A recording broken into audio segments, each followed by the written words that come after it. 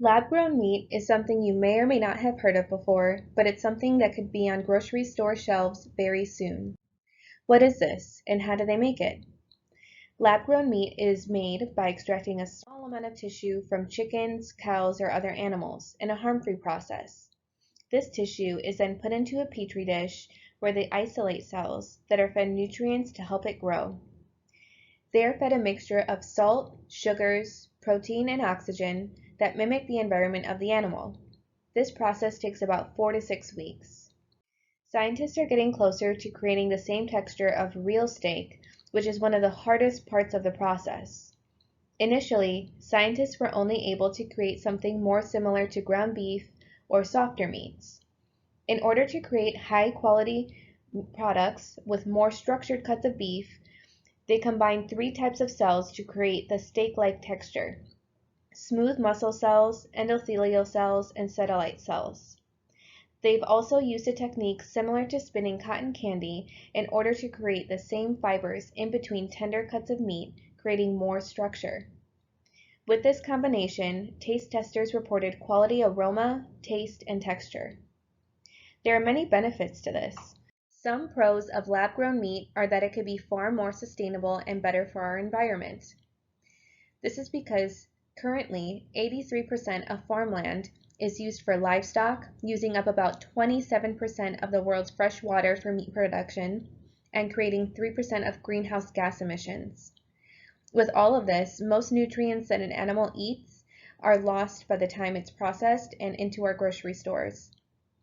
It would eliminate animal suffering, as most livestock are kept in inhumane conditions, even though companies try to deceive us by slapping on labels such as cage-free, when in reality, they're barely given enough room to move around.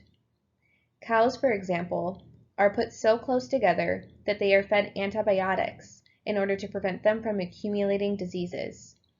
Therefore, they build up antibiotic resistance. Lab-grown meat would ease worries about torturing animals for meat consumption. It would free up land, water, energy, and rid people of the possible risks of bacteria and dangerous infectious diseases. It would also cut down on unhealthy fats and cholesterol while increasing the amount of vitamins like iron, B12, selenium, and more.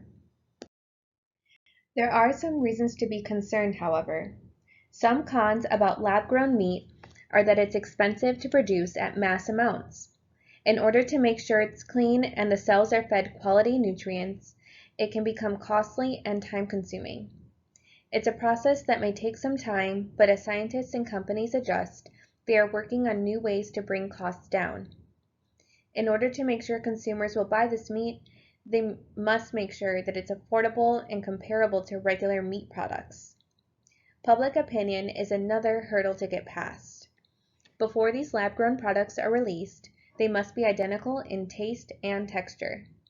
Most initial public opinion is that lab-grown meat is simply unnatural, but scientists hope that if they get close enough to what they're used to, consumers will adjust. Another con that relates to cost is also ethics. Currently, they have to extract blood serum from an animal fetus as an addition to feeding the stem cells. It's expensive to do this, but also an ethical problem that companies are trying hard to find an alternate solution to. There are currently 3 companies working on lab-grown meat right now: Eat Just, Memphis Meats, and Artemy Foods. While each company has their own secret to the way they blend the meat, they also ensure that the same nutrients you get from carcass meat is what you would get in lab-grown meat, if not more. There are still many unknown variables involved, but rest assured, before you see this in stores, it must be approved by both the FDA and USDA.